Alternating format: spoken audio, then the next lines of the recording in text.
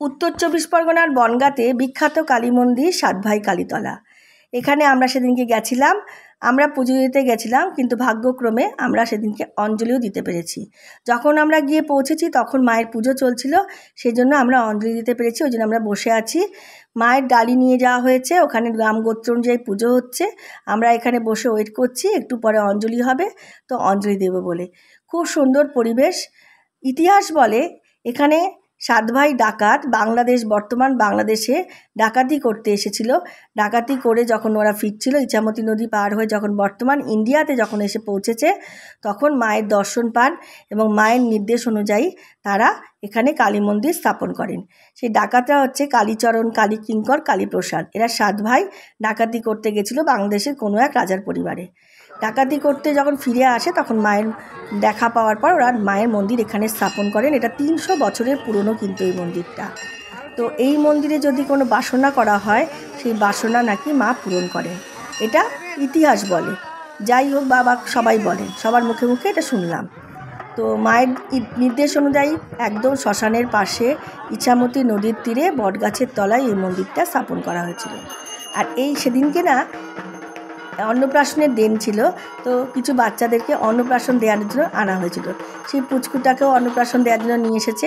ওর বাবা মা ওকে dress up করাচ্ছে, পাঞ্জাবি পাজামা পরাচ্ছে, পাঞ্জাবি ধুতি পরাচ্ছে। তো আমি একটু ভিডিও করছিলাম। আমি ওকে ভিডিও করছি দেখে ও আবার ড্যাব ড্যাব চোখে আমার দিকে তাকাচ্ছিল, ভাবছে এ কী করছে, এ আবার আমার ফটো তুলছে কেন। যাই হোক, এরকম পুচকু অনেকগুলোই এসছে, অনেকের ড্রেস আপ হয়ে গেছে, আর তো ড্রেস করা হচ্ছে। একটা পুচকু আজ তার বাবার কোলে দাঁড়িয়ে আছে, ওই দেখো, সাদা রঙের ধুতি পাঞ্জাবি পরে। এরকম বেশ সুন্দর সুন্দর ড্রেস পরে ওরা এসেছিল। ওদেরকে অন্নপ্রাশন দেওয়ানো হবে, মায়ের প্রসাদ মুখে দেওয়া হবে।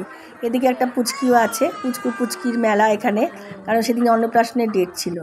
যাই হোক, কালীকিঙ্কর, কালীচরণ, কালীপ্রসাদ যে ডাকাতরা গেছিলো বাংলাদেশের পুজো ডাকাতি করতে, তো ডাকাতি করে যখন ফিরছিল নদীর এপারে মায়ের দেখা পায়। মা তখন ওদেরকে বলেন যে একদম এখানেই একটা মন্দির স্থাপনা করতে। তাই জন্য ইছামতি নদীর পাড়ে শ্মশানের পাশে বটগাছের তলায় এই মন্দিরটা স্থাপন করা হয়েছে। খুব সুন্দর পরিবেশ মন্দিরটাতে, খুব শিষ্টা সহকারে পুজো করা হয়। আমার তো ভীষণ ভালো লেগেছে। দেখো বটগাছটা কত বড়, একটা ঝুড়ির থেকে আর একটা ঝুড়ি হয়ে আর একটা বটগাছ তৈরি হয়েছে। এত বড় বটগাছটা 300 বছরের পুরনো বলে কথা। তোমাদের যদি কারোর মনে হয় এখানে আসার, তোমরাও আসতে পারো। মন্দিরটা আসলে খুব ভালো লাগবে, আমাদের তো খুব ভালো লেগেছে। বেশ শান্তশিষ্ট পরিবেশ, একদম ওই পাশে নদী দেখা যাচ্ছে, নদীর পাড়েই, আর পাশেই শ্মশান আছে, এখানে পুজো হয়। তো তোমরা আসতে পারো। আর আমার এই ভিডিওটা তোমাদের কেমন লাগলো, ভালো লাগলে প্লিজ একটা লাইক, কমেন্ট, শেয়ার করে দিতে পারো। এখন আসছি, পরে দেখা হবে।